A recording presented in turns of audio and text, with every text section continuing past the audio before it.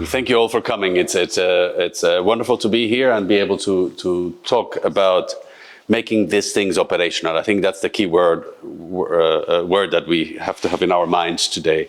Make this idea of transformative change operational.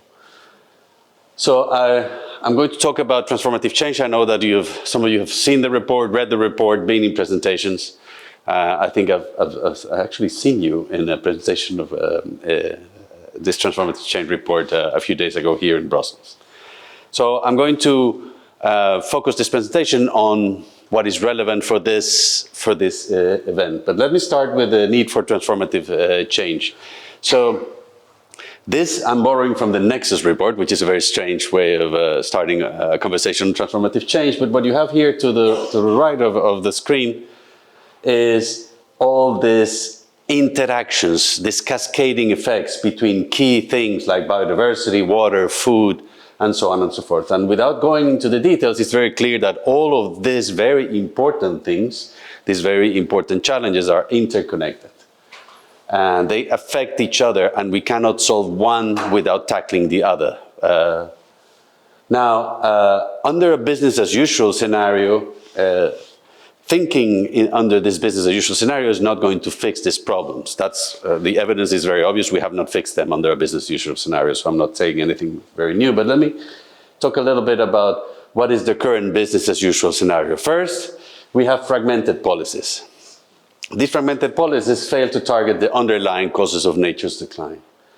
Now, if we target biodiversity or the climate or water or food, or health, and actually on that list you can even have like governance or governability. There's a political crisis, there is a crisis of governance, and so on and so forth. But let's stick to these ones.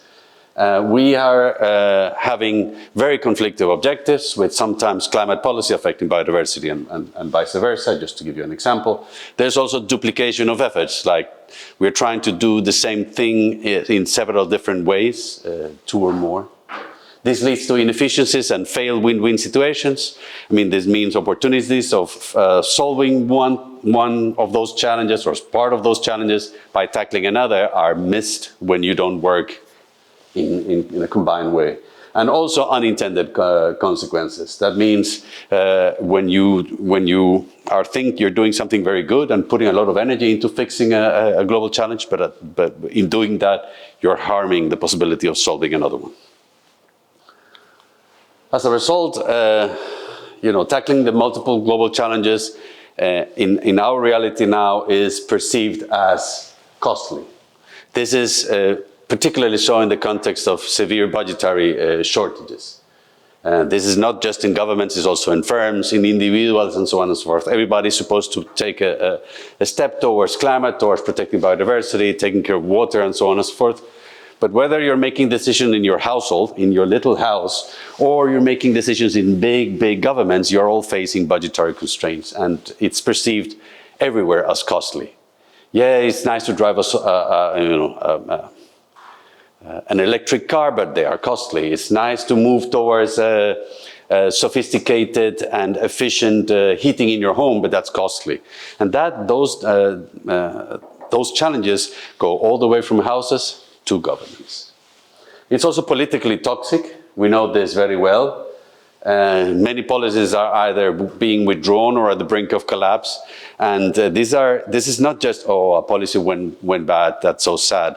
No, hours and hours and potentially thousands or millions of euros were put into these policies. A lot of social and political capital is spent on policies that when you withdraw them, you lose more or less all of that. So that's also very costly in many ways.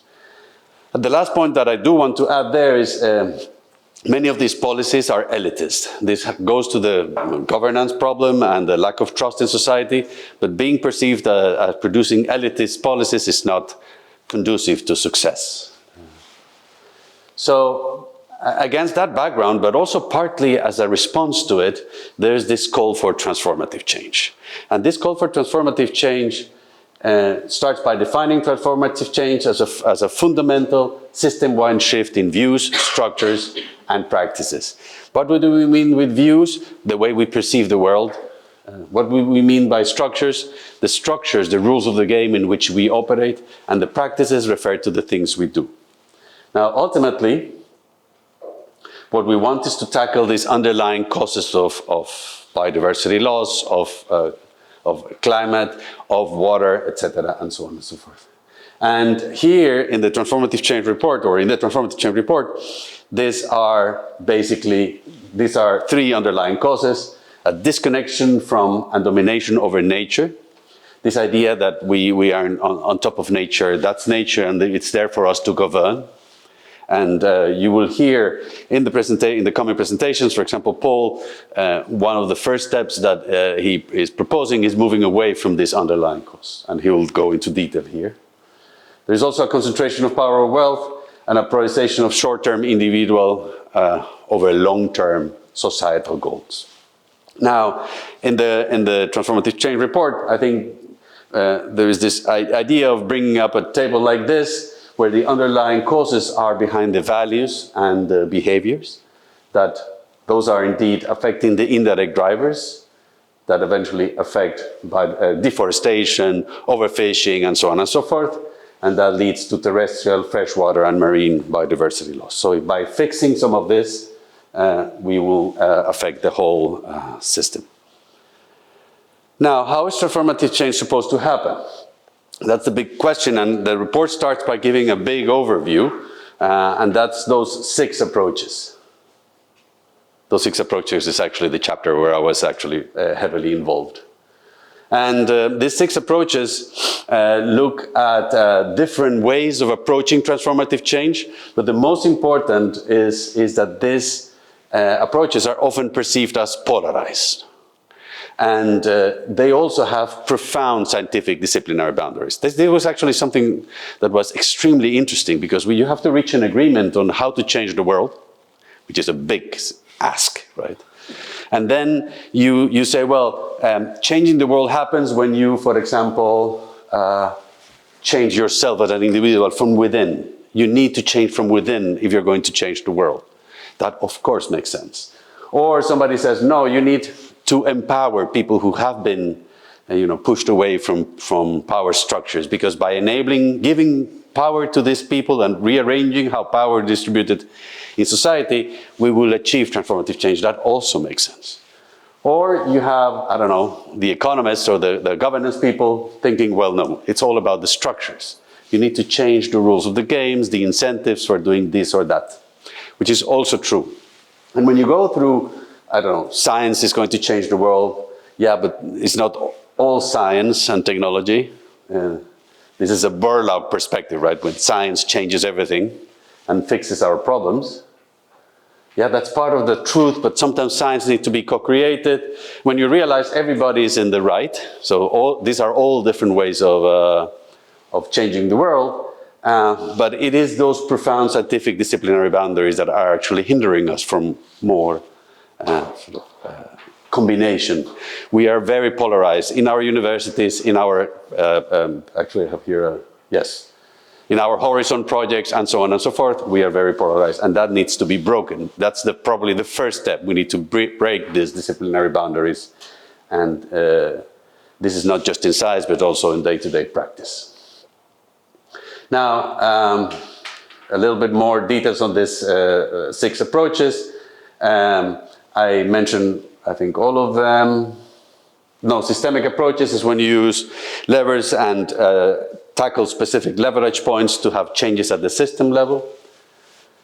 And structural approaches I already mentioned. This is regulations, institutions, taxes, and so on and so forth, governmental structures.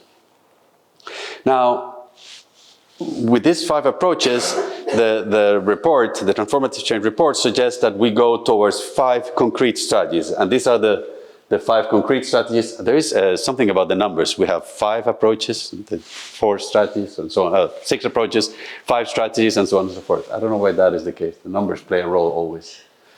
Here's a very quick overview of the strategies. For example, take transform economic systems for nature and equity. That makes sense. Conserve and regenerate places of value to nature and people. That always makes sense. But I think what really makes sense is when you start looking at let me call them sub-strategies, things that are actually behind all of that. And what we're going to do today, what we're going to listen is we're going to listen to 3, 4, and 5, work that we're doing in TRANSPATH regarding transforming economic systems, transforming governance systems, and transformative shifts and values. So, because I know you cannot read all of this, let me just tell you something about the strategies themselves. But before that, I think the most important thing is that, then again, these strategies on their own, in isolation, will not do the job. This is then important to weave these strategies together and not look at one or the other in isolation. Strategy number 1 is about conserving and regenerating places of value to nature and people. Here, the focus of this strategy is that we need to identify places of high value to nature and people.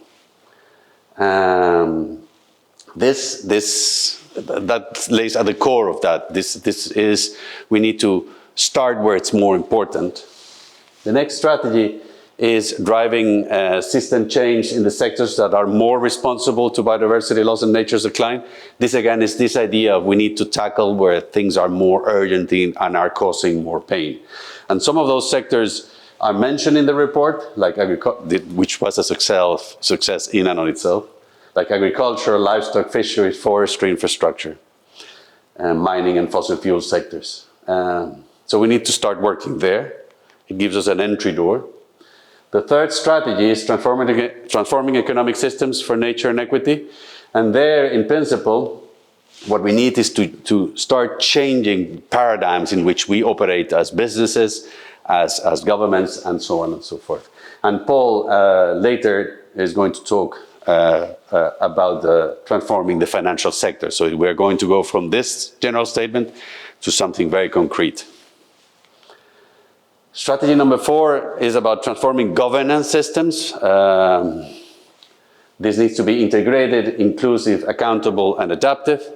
And later we're going to hear from Sylvia on imagination, promises, and humility. Very interesting. And strategy number 5 is about shifting dominant views and perspectives, values, and so on and so forth. This again is also about cultural narratives, which is something that Susanna is going to tell us later on this idea, on the link between norms, narratives, and broader system dynamics. Now, in this workshop, I would like you to keep in the back of your mind that what we want is to make these ideas operational. That's why we are presenting them to you, because we want to learn also from your thoughts and your thinking. TRANSPATH, as it's clearly stated in its name, is about pathways. So it's about starting somewhere and ending up somewhere else. So we know a little bit what sort of characteristics this pathway should have. So for example, it should be no layering or no dead ends or lock-ins, and so on and so forth. It should be a layered approach, and there should be no dead ends or lock-ins. So if you have other characteristics that you think this pathway should have, that would be very valuable to know. And also, ultimately, we need to be sure that we're not building pathways that are perceived as costly or politically toxic or elitist. And we need to make sure that whatever we say to you is not perceived like that. Because otherwise we will be doing the same as before. And that's it. I don't know if you have questions or comments.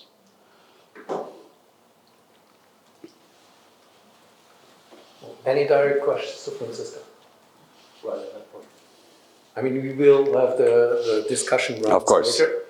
And of course, you and the other presenters will be part of the discussion, so any questions could be also put in. But just for question of understanding, or how far we got with that introduction.